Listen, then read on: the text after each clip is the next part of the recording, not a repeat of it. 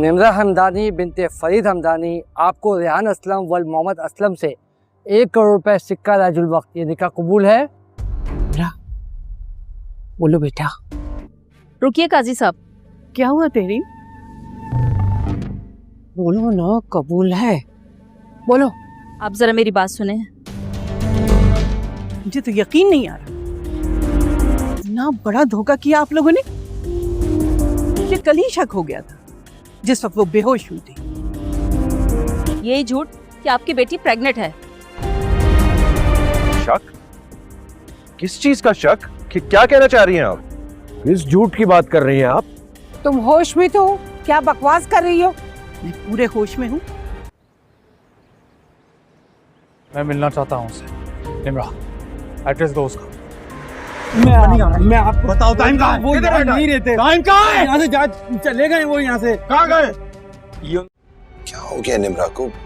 इतनी बेवकूफ तो कभी भी नहीं थी। मोहब्बत ऐसे ही होती है हमसा, अच्छे अच्छों की अकल पर पर्दा डाल देती है। ये उनके दोस्त का एड्रेस है सर, इधर मिल जाएंगे वो आप। Welcome welcome welcome. झूठ बोला हमारे साथ, सबके साथ। हाँ, झूठ मैंने बोला था इसकी बेहतरी के लिए। आपको पता है, ये सब करने पे मजबूर करने वाली मुझे आप है। तो फिर जब आपको पता था इस बारे में तो हम सबको क्यों नहीं बताया? हम कोई हल निकाल लेते। आप ही लोग का इंतजार था मुझे। थोड़ा जल्दी आ गया, थोड़ी सी डेकोरेशन बाकी थी मेरी। कुछ याद आया? वही घर, वही जगह। उसे कॉल करो, उसे घर बुलाओ, उसे कहो कि निम्रा को तलाक दे। वही फूल, वहां फूल थोड़े ज्यादा थे नहीं? चले, क्या फर्क पड़ता है? यही लाए थे ना उसे। आपकी बेटी को होने वाली वॉमिटिंग किसी फूड पॉइजनिंग की वजह से नहीं, बल्कि आपकी बेटी प्रेग्नेंट है। मैंने तरबियत खुद की अपनी बेटी की, तो क्या ये रिपोर्ट झूठ बोल रही है? हाँ, झूठ बोल रही है। ये रिपोर्ट भी झूठी है और आप भी झूठी हैं। शर्म करो, मैं तुमको अपनी दोस्त समझती थी और तुमने इतना बड़ा धोखा मेरे साथ किया।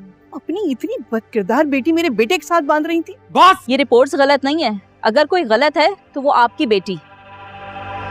तुम्हारी बहन शादी से पहले प्रेग्नेंट थी। बताओ, कौन है इसका बाप?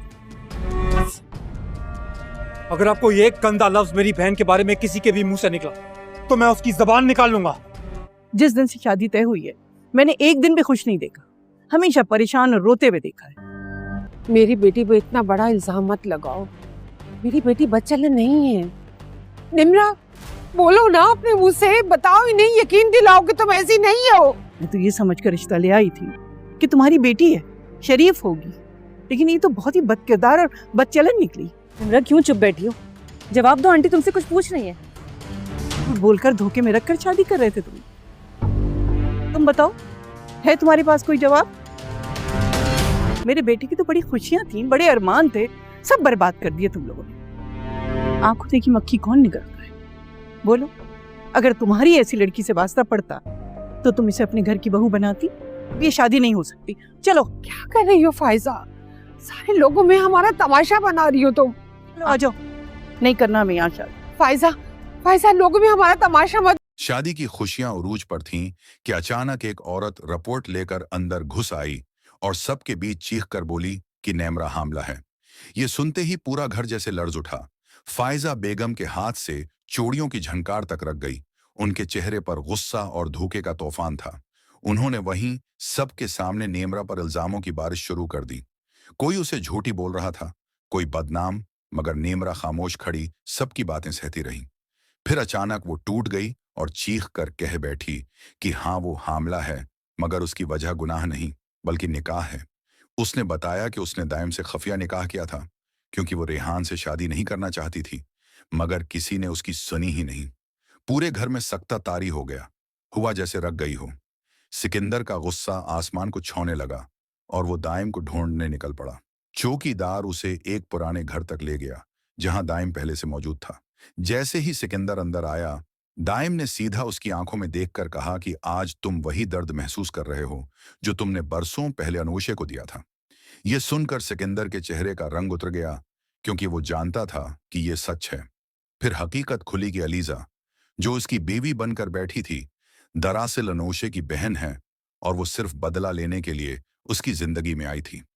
एक लम्हे में सिकंदर की सारी हकीकत, उसके सारे झूठ और गुनाह सबके सामने बेनकाब हो गए और वो अपने अंजाम के दरवाजे पर खड़ा रह गया, जबकि नीमरा और दाइम की कहानी एक नए खतरनाक मोड़ में दाखिल हो चुकी थी।